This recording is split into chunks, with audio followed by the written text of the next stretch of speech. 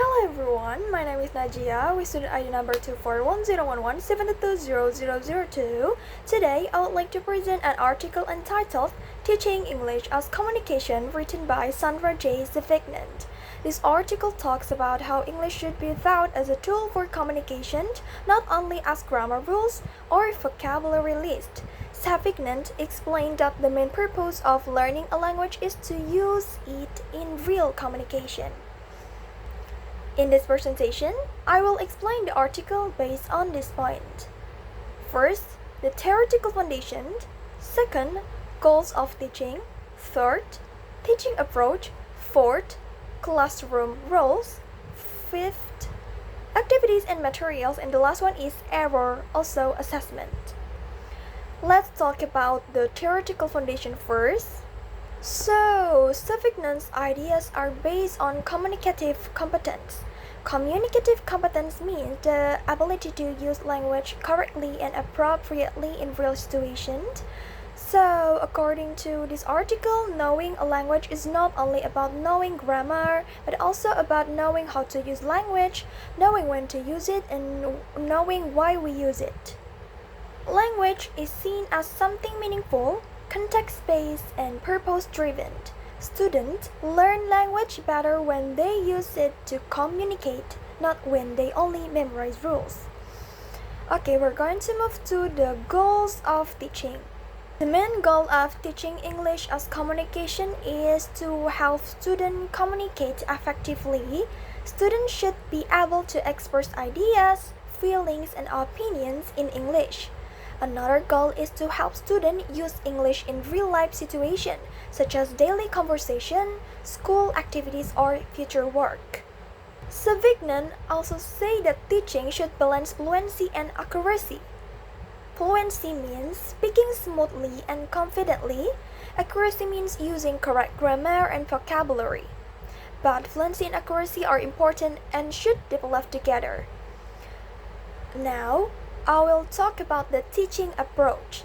The article strongly supports communicative language teaching or CLT.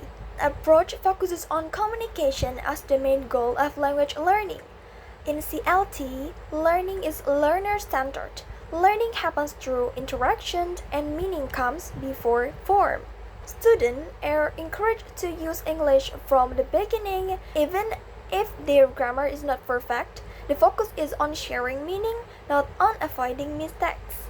Next point is classroom roles. In communicative language teaching, the role of the teacher is different from traditional teaching. The teacher acts as facilitator, guide, and organizer, not as the only speaker in the class. The teacher creates situations where students can communicate and helps them when needed. Students also have an important role.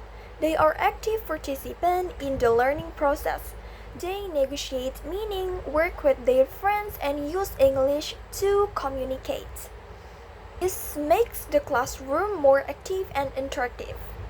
Next, I will explain activities and materials based on this article. The article explained that communicative classroom used activities such as peer work, group work, role plays, and discussion activities. And these activities help students practice English in real communication situations. The material used are often authentic materials such as real conversation, text, or daily language use. Savignon also mentioned a functional national syllabus where a language is taught based on functions like asking for help, giving opinion, or making requests. This helps students use English for real purposes.